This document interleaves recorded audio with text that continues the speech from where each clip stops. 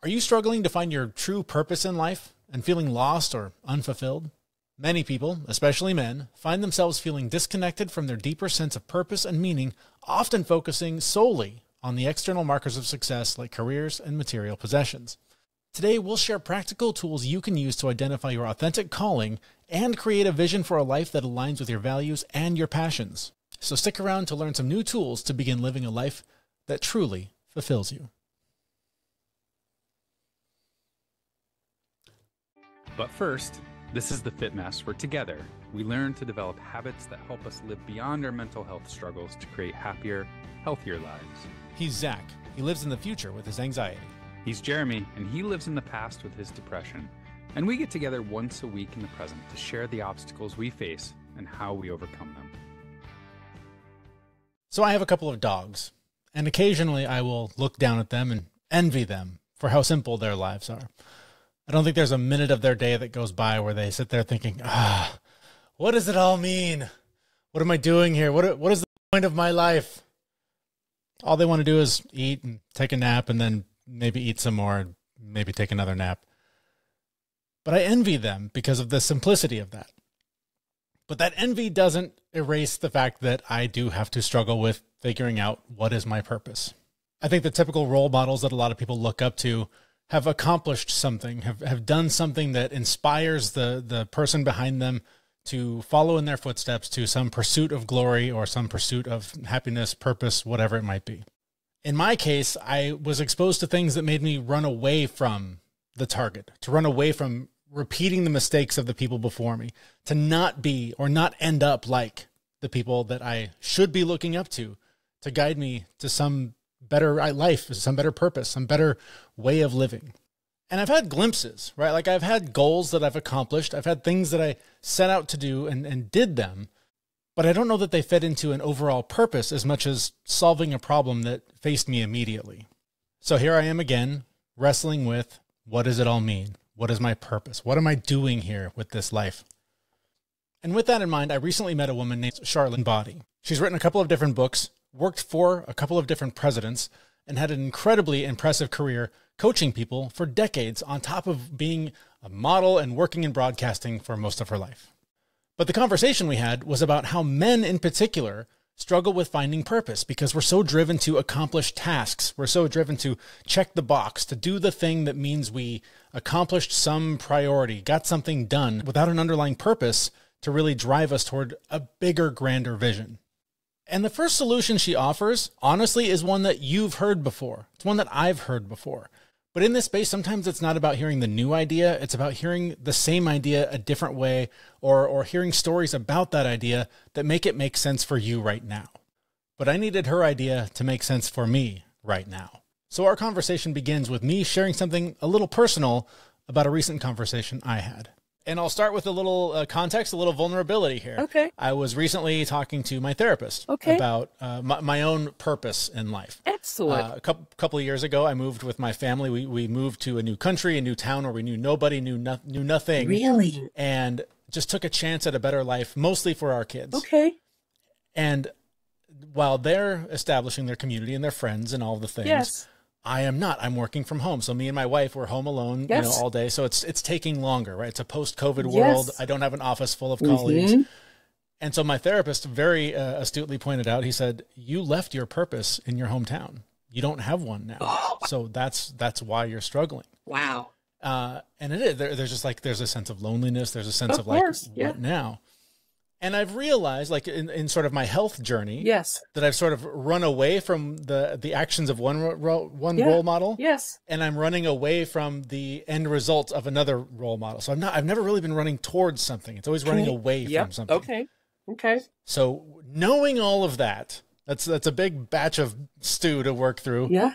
Where do I work now to find something to run towards? Where do I work to find that purpose that I should be striving to achieve every day? Yeah. And I would say with that, get a piece of poster board, and I would say do a vision board with pictures and words first. And everything is on the table, Jeremy. Nothing is stupid. Nothing is outdated. Nothing is impossible. Start creating what sometimes I call it the treasure map, because it's really what's in your heart. That's where your real treasure is.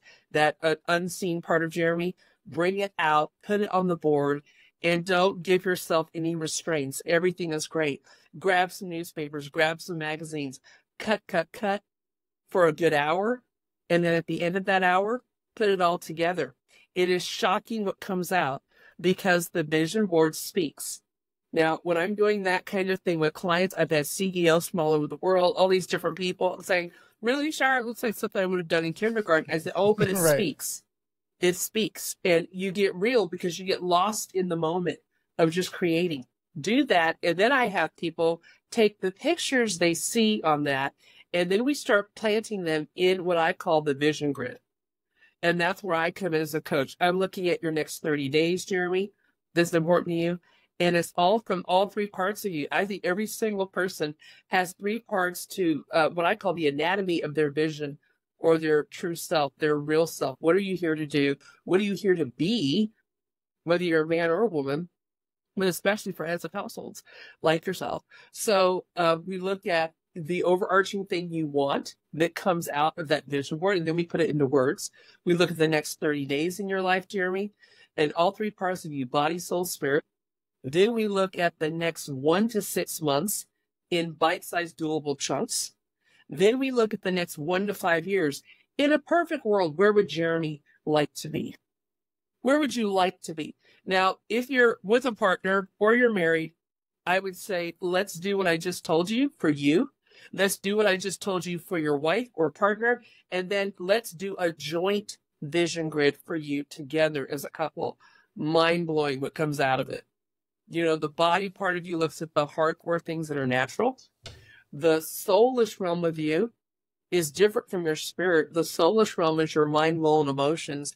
What drives Jeremy emotionally and your partner? You know, we look at separate grids, but we're just talking about you right now.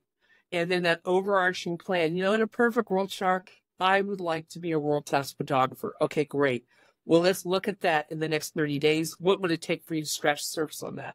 In the next 1 to 6 months, where would you like to be with that idea and that dream? And then in the next 1 to 5 years, when you're saying to me, oh, I want to be published in Life magazine or Time magazine or Vanity Fair, I'm like, okay, great. Let's talk about that. Let's talk about how that happens. How do you get published in something like that? And we take these bite-sized doable chunks so that every step of the way, I'm also coaching my clients and saying to them, you need to be celebrating every milestone. I don't care if you took one picture and another professional photographer said it was great. Then go out and get an ice cream cone, do something, take a walk around the block and say, wow, I did that. Celebrate every single moment. So that's what I would say to you initially, because I have been in a foreign country for the last 20 years and I had to start from scratch. And I had to find a place to live, and I had to figure out how am I going to pay the light bill and everything else. And did all that from scratch with nothing. Sold everything in America. Yeah. Went to Europe and had to learn a lot of things new. Every single thing was different, even though we're supposed to speak the same language, which we don't. Brits and Americans do not speak the same language. I can relate only that, I mean, we only moved to Canada, but there are enough differences and there's enough, like, it's kind of bizarro Superman, right? Like, Yes. it's just slightly different. It's like how to figure out how to speak the language. It's the same language, but words are just said a little differently with different tones and things like that. Yes.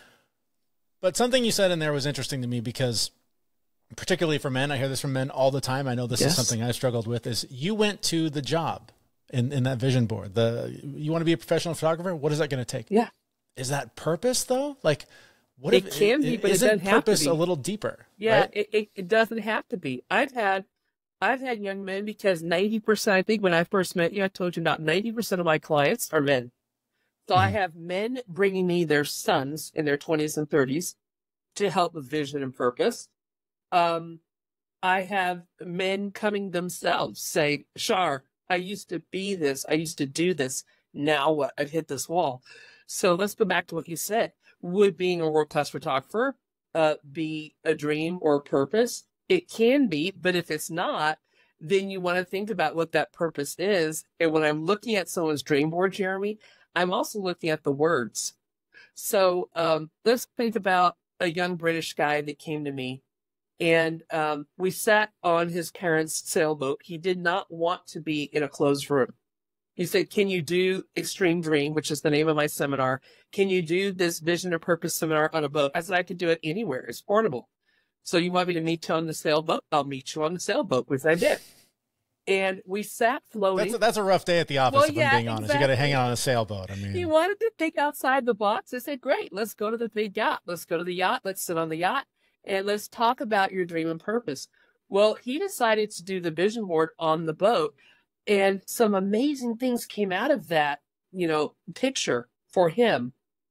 And I was looking at the words, and a lot of times it wasn't just the pictures, but it was the words. And I found out that this young man really wanted to help people.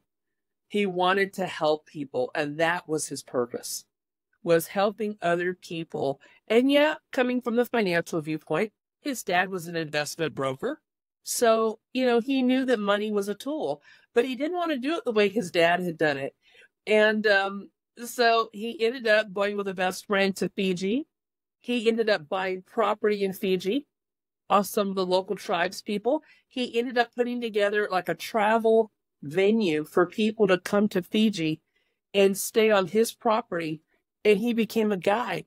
But what he realized is that people that go to places like that are really trying to escape and get away. So he decided to learn how to help people by listening to the tourists, finding out what they needed, and then he came back to London and just blew it out of the ballpark and created a couple of companies.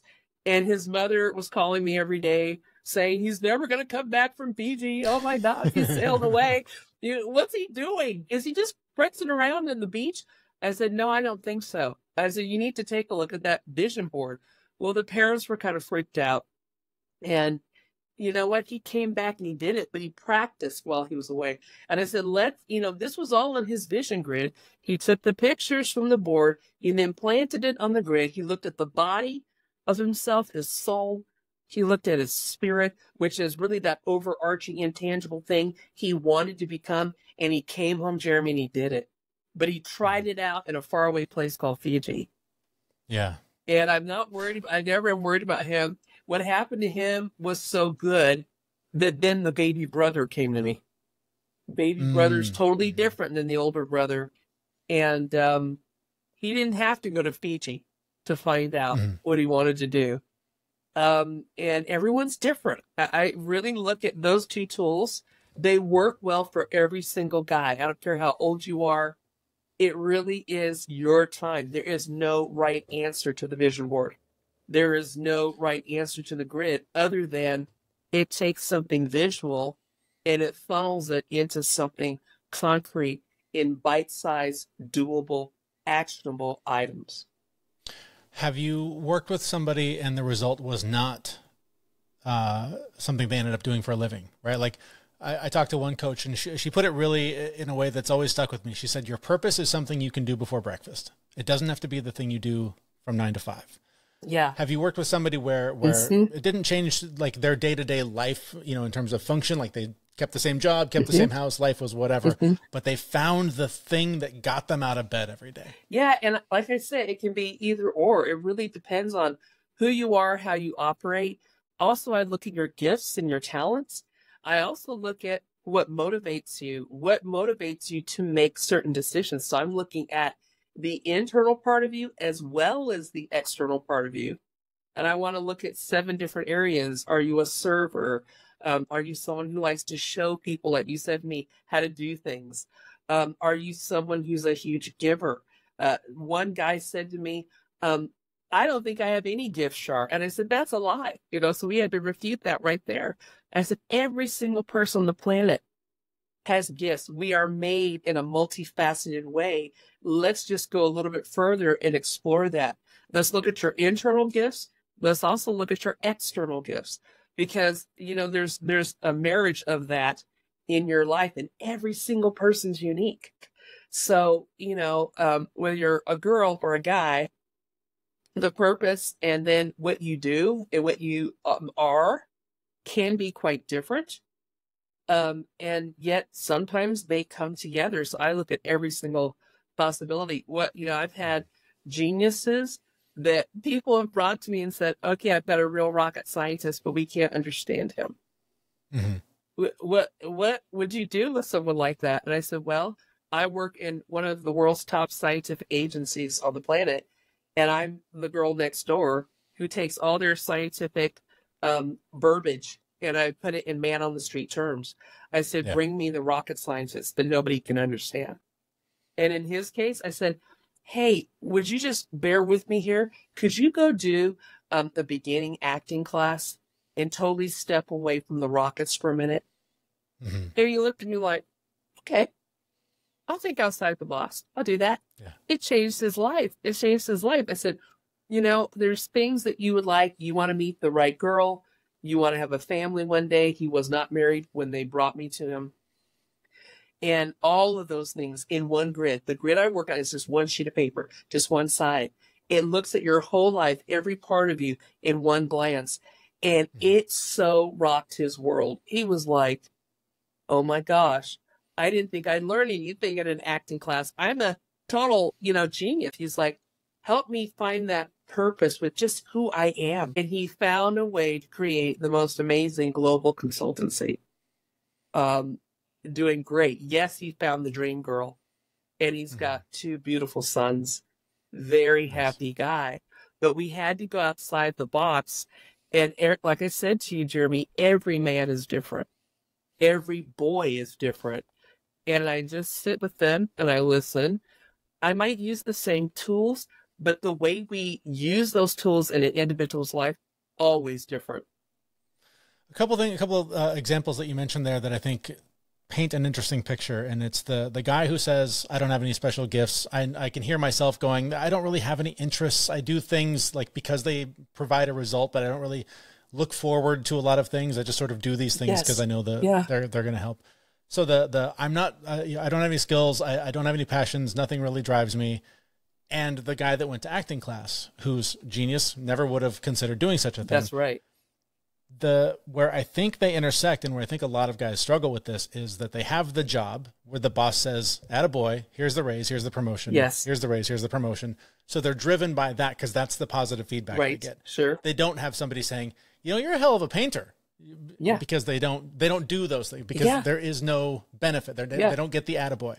So what I like though is that you push that person out of their comfort zone and said, go try something. Yeah. And I find that a lot of the guys that I talk to that are lonely, lost, don't know what to do, they're doing the same thing they've been doing since high school or whatever, and wondering why doesn't my life provide more meaning and value for it? You have to push, right? You have to just put yourself out there and fall on your face, right? Well, yeah. And the thing is, sometimes it's about the conversation you're going to have with someone in that journey of doing something different. Now, the rocket scientist, we weren't asking him to go get an Oscar or an Emmy or a Tony Award as an actor. I was just saying, jump outside of science for a moment. Jump outside the genius world. And I sent him to the National Theater Conservatory, which is in Denver at the time. So all the top actors are going to come through there, and the top drama coaches are going to come through there. And he was willing to do that. I said, just step outside of yourself for a moment. I just want you to be with just people that are not in your world. And I want you just to be yourself. Be yourself. I'm not asking you to change. I'm just asking you to do something different outside of your world. Just for a moment, just temporarily. And it really changed him. It made him think outside the box about his own reason for coming to me as a coach. To find that purpose. You can be the smartest person in the world and ace every exam out there, Mensa and beyond, but you need to find the purpose, and then you don't want to do it alone. He did not want to be alone. He wanted to find the right woman for him. He wanted to have a family. There were so many different things churning in him, but he wasn't getting there. And then he got it all. He got it all. Yeah, there's so much research that says, and I think this is why coaches and therapists are so valuable, is because saying the thing out loud makes your brain respond differently than thinking about it over and over and over again for 20 years. Absolutely. Like saying it out loud, your body, like your mind hears it Yes. and is able to take action better. Can you tell me more about that? Yeah. There is life and death in the tongue.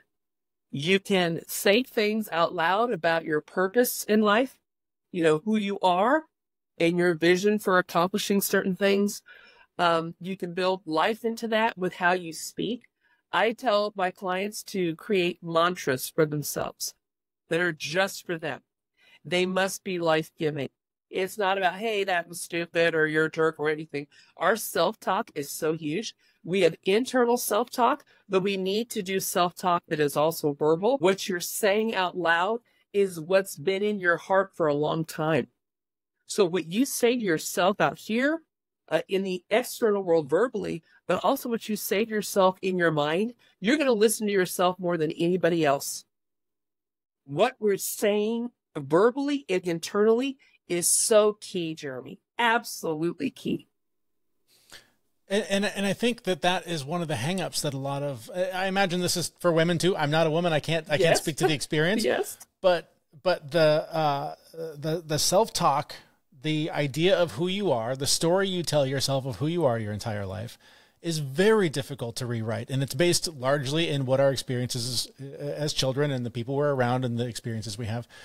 But we have to find ways to rewrite that story. Yes. And for men, it is so often, are you a good enough provider? Is your family successful? Do you have the car in the driveway you're supposed to have, the house you're supposed to have, and all of these things? So we tell ourselves we are a failure because we rent, we don't own. We're driving a 20-year-old car instead of the latest model. Or, you know, our iPhone is 10 years old, you know, whatever the thing is. Yeah. There's all these stories we tell ourselves. Yes. How do we start to unravel those stories and rewrite it to become the person we're trying to become?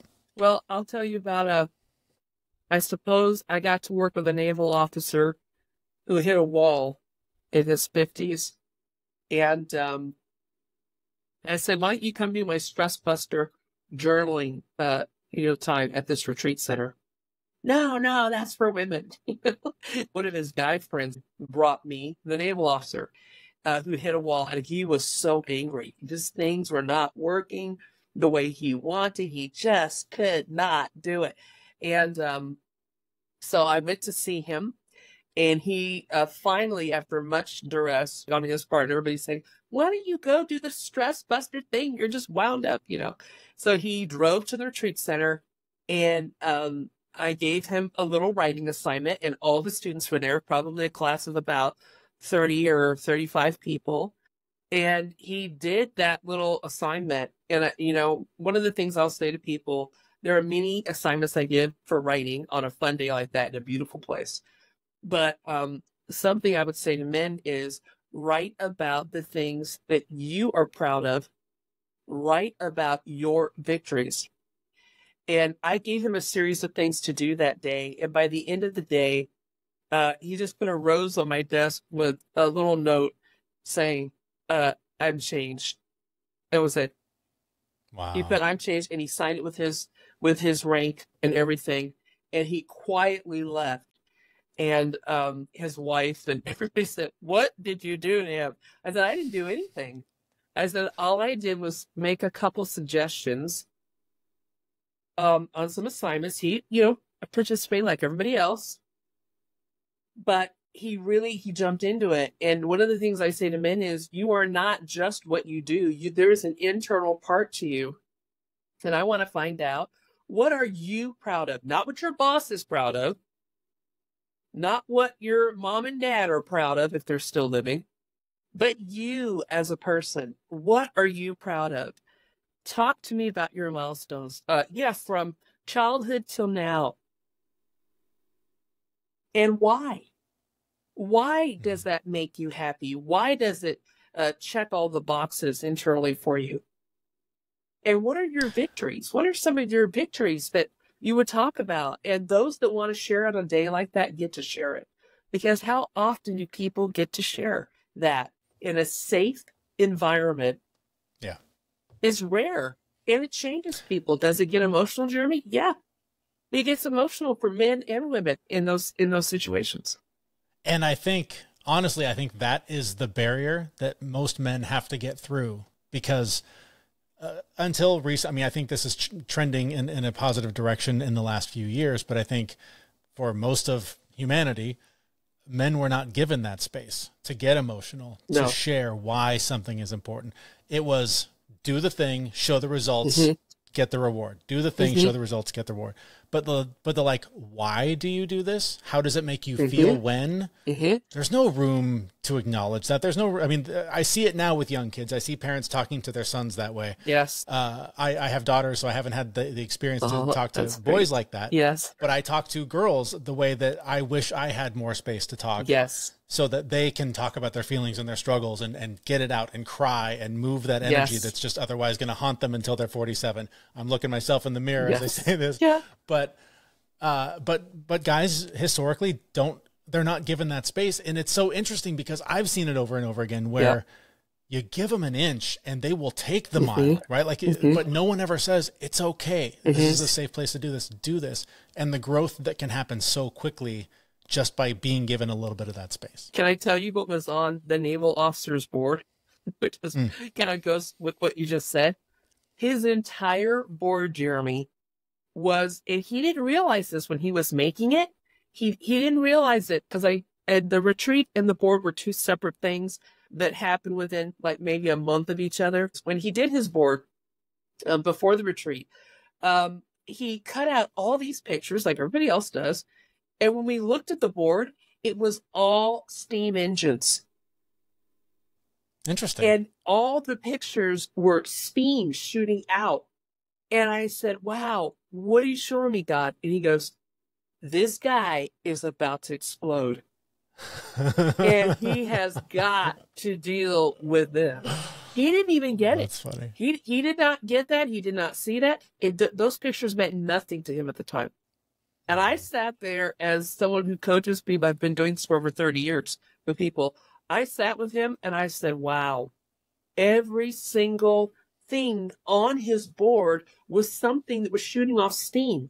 And you can see like the old steam locomotive, steam in a kettle, just train after train, the steam, and it made no sense to him. And God was like, well, he has to get away. He's about to blow a gasket. But he couldn't see it.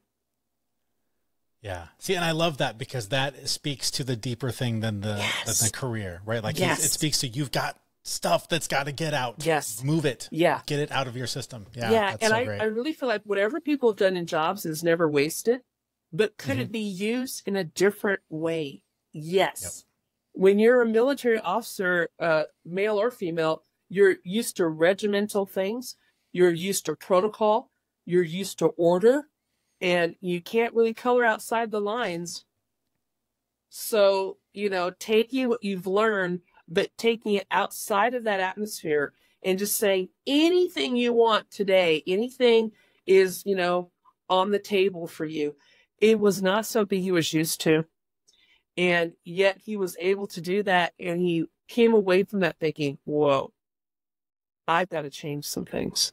The little that I know about you, the little bit I've learned in this conversation, I think may be your purpose, and it is providing peace either between sides or between someone and themselves, trying to find that peace. Yeah, to and move that, forward, that I've never heard it put that way, Jeremy, but you know what? I think you're right. And that's often what I get tasked to do. I used to call it in my 20s, I used to call it the dog jobs that nobody wanted. I like to turn them into, turn into a silk purse kind of a thing, the sow's ear into a silk purse.